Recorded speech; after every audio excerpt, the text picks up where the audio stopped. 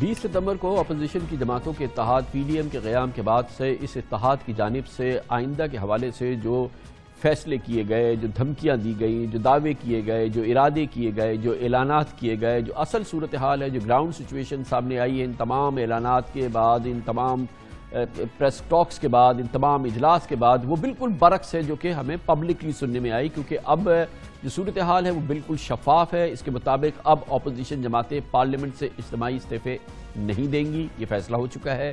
Saint election میں تمام جماعتیں بھرپور حصہ لیں گی، یہ فیصلہ ہو چکا ہے۔ ضمنی الیکشن میں بھی ڈٹ کر لڑیں گی، یہ بھی فیصلہ ہو چکا ہے۔ شٹر ڈاؤن، پہیہ جام ہڑتالیں، جیل بھرو تحریک نہیں ہوگی، یہ بھی فیصلہ ہو چکا ہے۔ حتیٰ کہ مولانا فضل الرحمان نے جمعے کو راولپنڈی لانگ مارچ کرنے کی بات کی، بلاول بھٹو زرداری نے اختتام ہفتہ اس کو بھی مسترد کر دیا ہے۔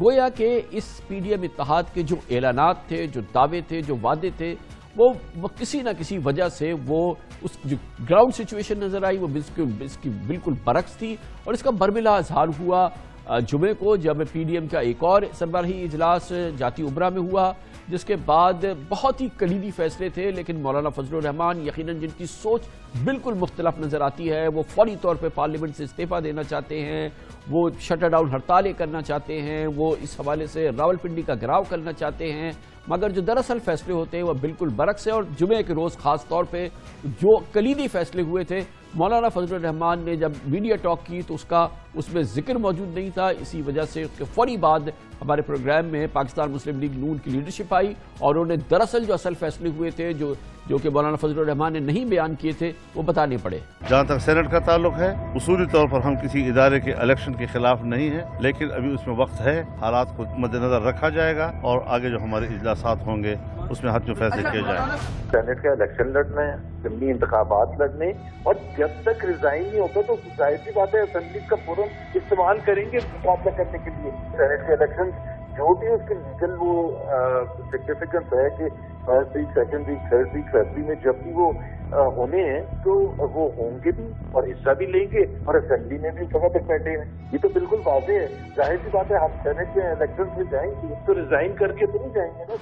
اسی طرح سے مولانا فضل الرحمان کی یہ خواہش کہ شٹر ڈاؤن ہڑتالیں ہوں، پہیہ جام ہڑتالیں ہوں، پہیہ جام کیا جائے، یہ بھی ناقابل قبول رہا۔ پاکستان پیپلز پارٹی جس کی سندھ میں حکومت ہے وہ کہتی ہے کہ یہ کیسے ممکن ہے کہ ہم صوبے کے اندر پہیہ جام ہڑتال کرا دیں۔ یہی بات شاید پنجاب میں بھی پاکستان مسلم لیگ نون کہتی ہے کہ اس سے بہت ہی نیگیٹو اثر ہوگا، اس لیے اب یہ بات نہیں کی جا رہی۔ اور اس حوالے سے کہ کب لانگ مارچ ہوگا، اس کے بعد کب دھرنا دیا جائے گا اور اگلی حکمت عملی کیا ہوگی، اس سلسلے میں بھی بہت شدید ابہام موجود ہے مولانا فضل الرحمان کی گفتگو میں اور پاکستان مسلم لیگ نون کی لیڈرشپ کی گفتگو میں۔ جلد سے ریلیاں، مظاہرے، شٹر ڈاؤن کب ہوگا، پہیہ جام ہڑتال کب ہوگا، اس کا بھی ایک شیڈول طے کریں گے۔ ملک کے اندر پہیہ جام ہڑتال، شٹر ڈاؤن، جلسوں اور مظاہروں کا شیڈول طے کیا جائے گا۔ دھرنے سے متعلق ایک رائے یہ ہے کہ جنوری یا فروری کا جو فرسٹ ویک وہ موسم جو ہے وہ کوئی سوٹیبل نہیں ہے دھرنے کے لیے، تو ایک تجویز یہ ہے کہ اس دن یہ دھرنا جو ہے یہ جب اسلام آباد جا کے کنکلوڈ ہو تو وہاں پہ پھر جس طرح سے 31 جنوری کا الٹیمیٹم ہے کہ یہ استعفیٰ دے، ایک اور الٹیمیٹم دیا جائے جو 23 مارچ کا ہو سکتا ہے، جو 23 اپریل کا ہو سکتا ہے، اور پھر وہاں 23 مارچ سے لے کے 23 اکتوبر تک جو ہے وہ دھرنا جو ہے وہ بڑی آسانی سے دیا جا سکتا ہے۔ لانگ مارچ کا پلان بالکل ہے، لانگ مارچ ہوگا انشاءاللہ تعالی۔ تاریخ کا اعلان لوگوں کی سہولت کو، موسم کو دیکھ کے سامنے رکھ کے کیا جائے گا۔ 31 جنوری جب آئے گی اور ہم دیکھیں گے کہ وہ اگر عزت سے جانے پہ راضی نہیں ہے تو پھر انشاءاللہ عوام کوئی اور فیصلہ کرے گی۔ اس پورے موضوع پہ بات کرنے کے لیے ہم نے دعوت دی ہے پاکستان کے بہت ہی نامور سینئر صحافی ہیں، اپنا پروگرام ہوسٹ کرتے ہیں، ایڈیٹر جناب عارف نظامی ہمارے ساتھ موجود ہیں۔ عارف نظامی صاحب، جو تھرو آؤٹ 20 سپٹمبر سے پی ڈی ایم کی میں گفتگو سن رہا ہوں، اعلانات، ان کے پریسز، اس کے بعد جو اس میں چیزیں ہیڈ لائنز آتی ہیں، جو فیصلے ہو رہے ہیں وہ بالکل برعکس نظر آتے ہیں۔ ایسا لگتا ہے کہ ہاتھی کے دانت دکھانے کے کچھ اور ہیں، کھانے کے کچھ اور ہیں۔ دراصل بات یہ ہے کہ یہ اس لحاظ سے یہ اتحاد ہے، کوئی سیاسی جماعت نہیں ہے، اور اگر اس کو سیاسی جماعت کے طور پر چلانے کی کوشش کریں گے تو فطری طور پہ اختلافات آئیں گے۔ مثلاً یہ کہ ایک پارٹی تو فیصلہ کر سکتی کہ وہ الیکشن میں حصہ لے نہ لے، لانگ مارچ کرے دھرنا دے وغیرہ وغیرہ، لیکن ایک الائنس کے لیے ہر ایک کو آن بورڈ لینا ہے. اب ہر ایک پارٹی کے اپنے اپنے مفادات ہیں. پیپلز پارٹی کو سینٹ کی دوسری بڑی جماعت ہے بنے گی وہ، اس کے باوجود کہ ان کی میجورٹی نہیں رہے گی، تو وہ کیوں کر سینٹ کے انتخابات میں حصہ لے؟ شاید اس کے لیے آسان ہو پی ایم ایل این کے لیے. اور اسی طرح مزید فیصلے بھی جو ہیں وہ ہر ایک پارٹی کی تو اپنی. عارف نظام صاحب، میں نے دیکھا جو ہاسٹیلٹی ہم دیکھتے ہیں، جو ہارڈ ٹون دیکھتے ہیں مولانا فضل الرحمان کی، وہ پیپلز پارٹی تو خیر بالکل اس کے اپوزٹ ہے. نون لیگ بھی اس کے ساتھ ٹیون نہیں کر پا رہی، اور پھر جو زبان اور جو چہرہ ہے وہ مولانا فضل الرحمان کا سامنے رہتا ہے اور ان کی گفتگو سامنے آتی ہے. لیکن یہ بات یہ ہے نا کہ وہ مولانا فضل الرحمان پیپر اوور کر رہے ہیں، اور وہ جیسے آپ نے بھی کہا کہ انہوں نے اپنے پریس کانفرنس میں ذکر ہی نہیں کیا جو فیصلے ہوئے ہیں.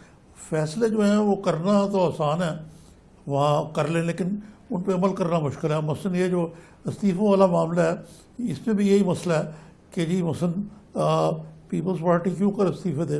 پھر دوسرے جو ان پارٹیز کے درمیان نظریاتی اور ایک عملی تضاد ہے. اب میاں نواز شریف نے زرداری صاحب کی پیٹھ میں چھڑا پونپا جب وہ بیمو گیٹ میں چلے گئے اور چارٹر آف ڈیموکریسی کے باوجود. اب مریم جو ہے وہ پہنچی ہوئی وہاں نوڈیرو. ایک یعنی جس کو کہتے ہیں نا سریل سی بات تھی، نہیں کہ یہ غیر ان نیچرل سی بات ہے کہ وہ پارٹی جو کہ بنی ہی پیپلز پارٹی کی ضد میں اور جس کو اسٹیبلشمنٹ نے کھڑا کیا، وہ اب ایک ہی پیج پہ ہوں گے.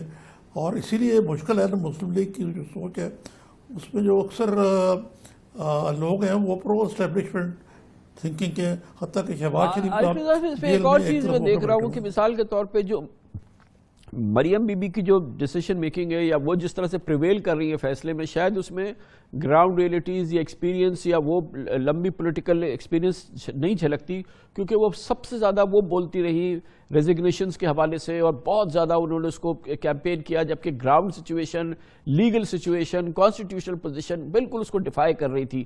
تو وہ بھی ہمیں نظر آیا کہ جو پی ایم ایل این کے اندر جو فیصلے ہیں جن میں کہ مریم بی بی پریویل کر رہی ہیں، وہ بھی جو ہیں وہ ان کو بھی پوری پارٹی کی بیکنگ اس طرح سے نہیں حاصل ہوتی اور گراؤنڈ ریئلٹی سے دور ہوتے ہیں. جی دیکھیں نا، وہ ایک آپ نے درست فرمایا کہ مثلا جو مریم ہے وہ ناتجربہ کار ہیں ابھی.